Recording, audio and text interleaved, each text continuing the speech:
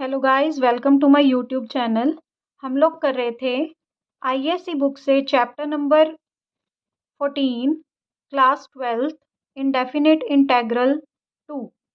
उसमें हमने 21 तक क्वेश्चन अपने लास्ट वीडियोस में कवर कर लिए थे। आज हम करेंगे 22 से स्टार्ट। 22 नंबर क्वेश्चन की स्टेटमेंट है sine x cos x by sine rest पर 4x प्लस कॉस रेस्ट पर 4x dx। अब देखो, अगर आपके पास, अब देखो इसमें अगर आप इसको स्क्वायर स्क्वायर भी लिख लेते हो तब भी आपके पास कुछ नहीं बनता है ना। और साइन एक्स कॉस एक्स अगर 2 से मल्टीप्लाई और डिवाइड करके यहाँ साइन 2x भी बना लेते हो तब भी कुछ नहीं बनता। तो आप क्या करोगे, आप cos 4x से सभी को डिवाइड, न्यूमरेटर और डिनोमिनेटर को डिवाइड करके इसको tan और सेकेंड में कन्वर्ट कर लोगे। देखो कैसे, डिवाइडिंग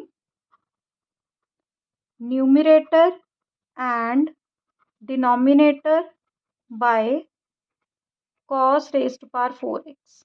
अब देखो डिवाइड करोगे तो आपके पास आएगा, देखो 4 कॉस हैं, मैंने एक कॉस साइन को दिया, एक मैंने कॉस को दिया, बाकी जो 2 बचे मैंने उनको 1 बाय कॉस स्क्वायर एक्स लिख लिया। 4 कॉस से डिवाइड करना था, 1 2 3 4, 4 कॉस से डिवाइड हो गया। डिवाइड में है साइन रेस्ट पर 4x बाय कॉस रेस्ट पर 4x प्लस कॉस रेस्ट पर 4x बाय कॉस रेस्ट पर 4x। अब देखो क्या बना, साइन बाय कॉस तो हो गया आपका tan x, ये कैंसिल 1 आ गया, 1 बाय कॉस स्क्वायर होता है सिकेंड स्क्वायर एक्स बाय आपके पास साइन 4 बाय कॉस 4, ये हो गया tan रेस्ट पर 4x प्लस कॉस 4 से कॉस 4 कैंसिल 1 dx, ये आ गया। अब देखो कुछ ऐसी फॉर्म बन गई आपके पास कि अगर आप tan x को लेट करते हो t तो आपके पास आएगा सिकेंड स्क्वायर x dx। ठीक है, तो लेट करो, let tan x is equal to T, आपने t लेट किया, आपके पास आ गया second square x dx is equal to dt। Values डालो, आपके पास आ जाएगा इंटीग्रेशन ऑफ tan x की वैल्यू कितनी है t, second square x dx की वैल्यू है dt by tan raised power 4 को लिख सकते हो t रेस्ट पावर 4 प्लस 1। अब इसको ऐसे भी लिखा जा सकता है t बाय टी स्क्वायर का स्क्वायर प्लस 1 dt। बिल्कुल ठीक है। अब आपको पता है अगर नीचे क्वाड्रेटिक में कुछ दिया है तो उसको डिफरेंशिएट करके लीनियर बन जाता है। तो इसका मतलब है हमने टी स्क्वायर को यू लेट कर लिया, आपके पास आ गया 2t dt is equal to D U. लेकिन आपको वैल्यू चाहिए t dt की, तो t dt की वैल्यू यहाँ से निकाल सकते हो, 2 उधर जाके क्या हो जाएगा, डिवाइड का t dt is equal to 1 by 2 D U. अब ये वैल्यू यहाँ डालो, integration of T D T की वैल्यू देखो क्या है, 1/2 कॉन्स्टेंट है मैंने बाहर लिखा, डी यू बाय, अब टी स्क्वायर था यू का स्क्वायर प्लस 1। अब आपने किया हुआ है कि integration of 1 by X square plus A square D X is equal to 1 by A tan inverse x bye A plus सी। अब ये फॉर्मूला यहाँ पे अप्लाई करो, 1/2, अब देखो आपका 1 बाय ए आपका कितना है, क्योंकि इसको 1 का स्क्वायर लिख सकते हो, आपका ए है 1, तो 1/1 तो 1 ही होता है, उसको लिखने की जरूरत नहीं है।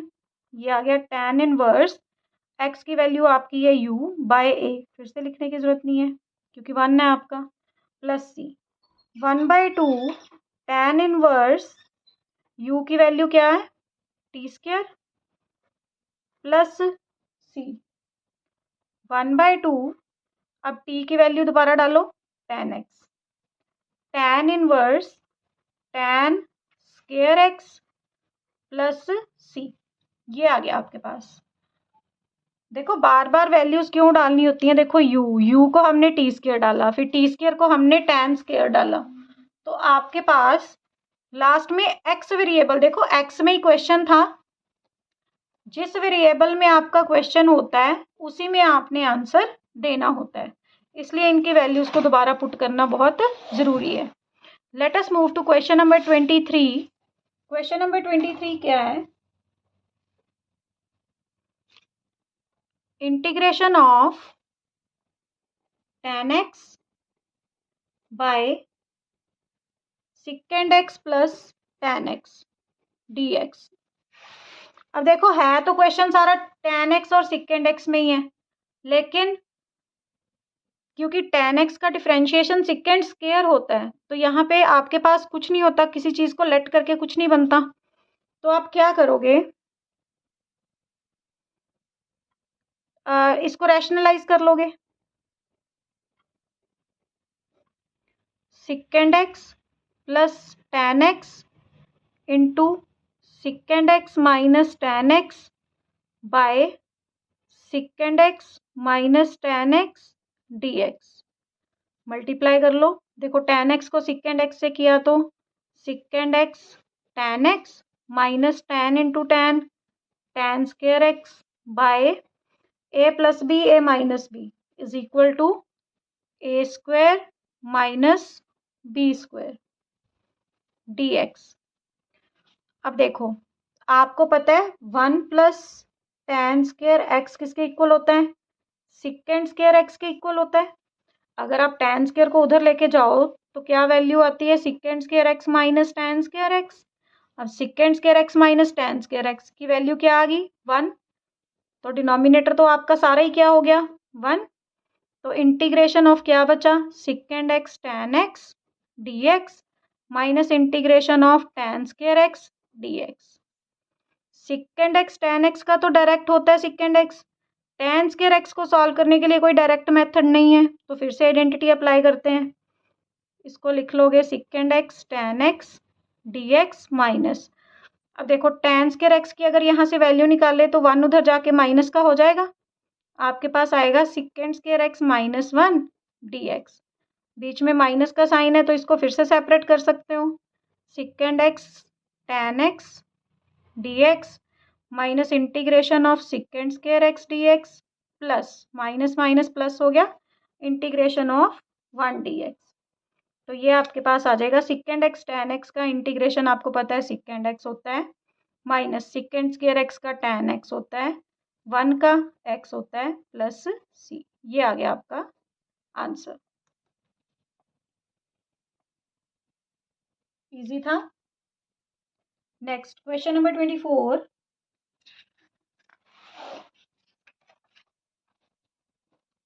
Question number 24, integration of tan raised to power 4 x dx।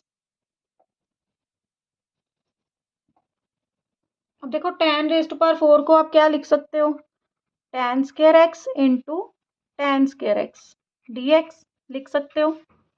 अब एक tan स्क्वायर को चेंज कर लेते हैं, integration of tan square x into, अब tan स्क्वायर एक्स की वैल्यू क्या निकाली थी हमने लास्ट क्वेश्चन में, सिकेंड स्क्वायर एक्स माइनस 1। इसको अंदर मल्टीप्लाई करो, ये आपके पास आ गया tan square x second square x minus integration of tan square X dx। अब देखो ये वाले क्वेश्चन ये तो सेम ही हो गया, लास्ट वाले सम में जो किया था कि tan स्क्वायर एक्स की डायरेक्ट इंटीग्रेशन नहीं होती, तो यहाँ पे second 1 plus tan square X is equal to second square X में से tan स्क्वायर एक्स की वैल्यू निकाल के यहाँ फिल करके इसकी इंटीग्रेशन डायरेक्ट हो जाएगी।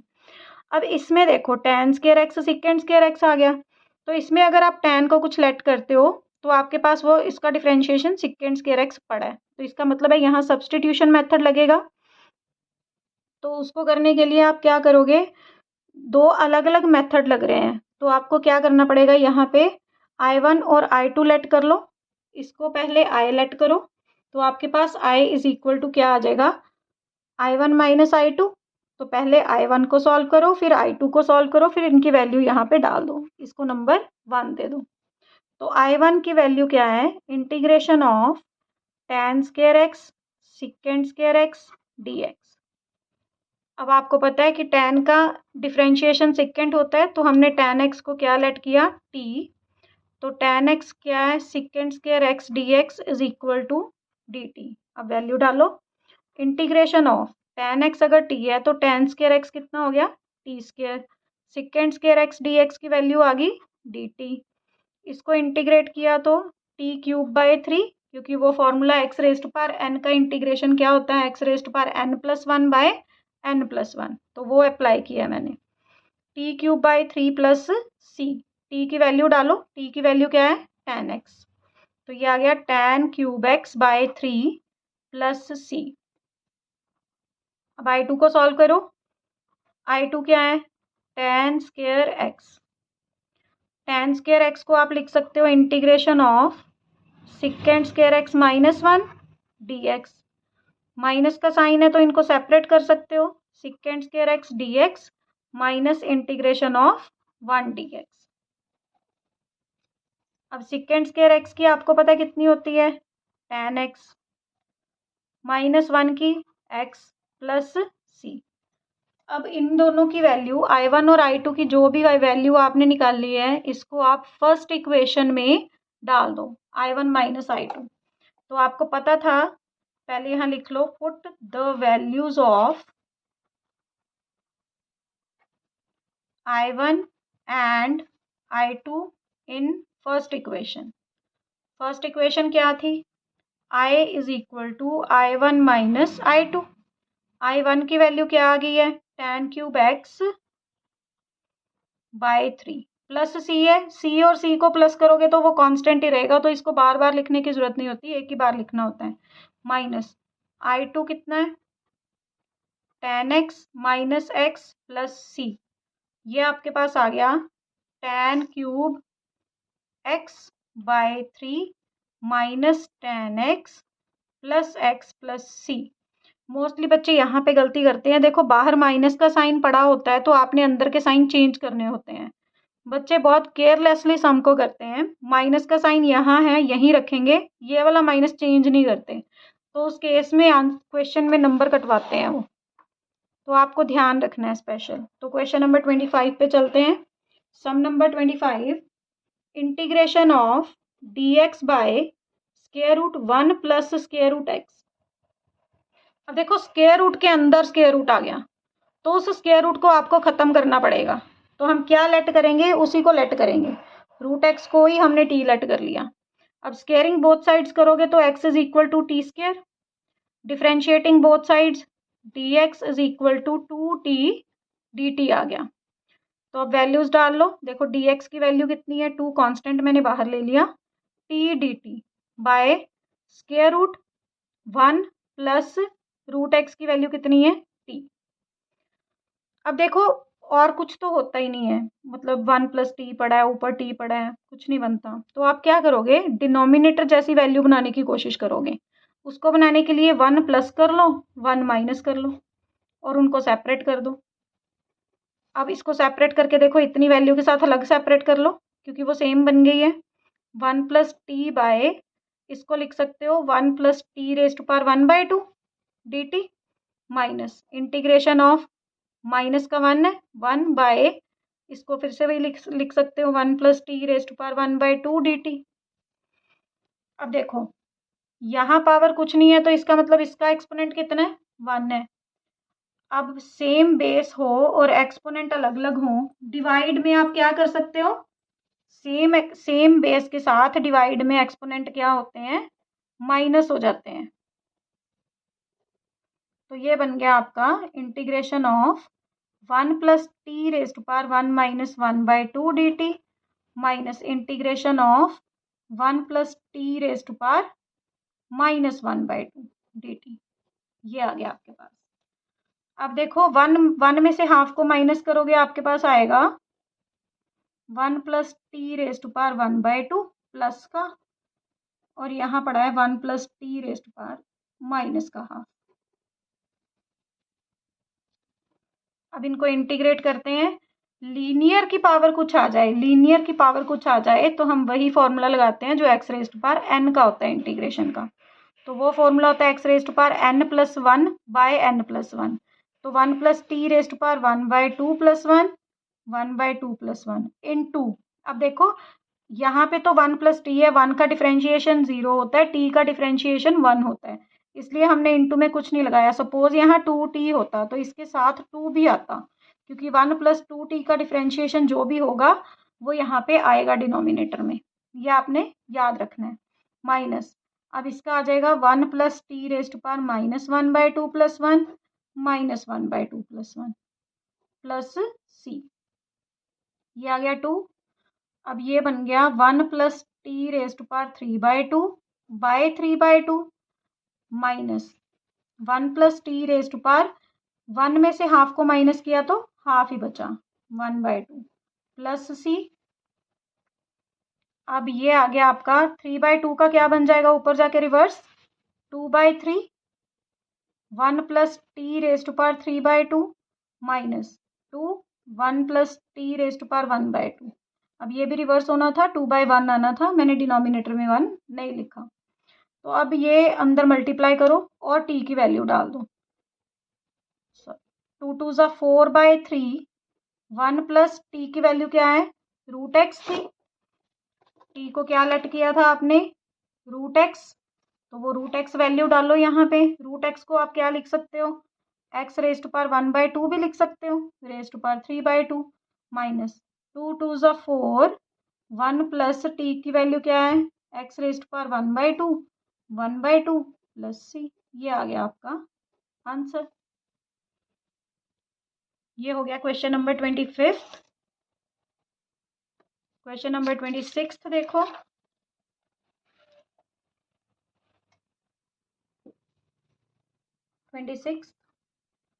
Integration of x by √x + 5 dx। देखो लास्ट क्वेश्चन की तरह बिल्कुल सेम सा ही क्वेश्चन है।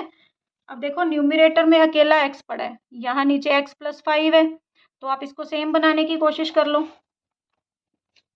तो सेम बनाने के लिए आपको क्या करना पड़ेगा +5 -5 बाय √x + 5 dx।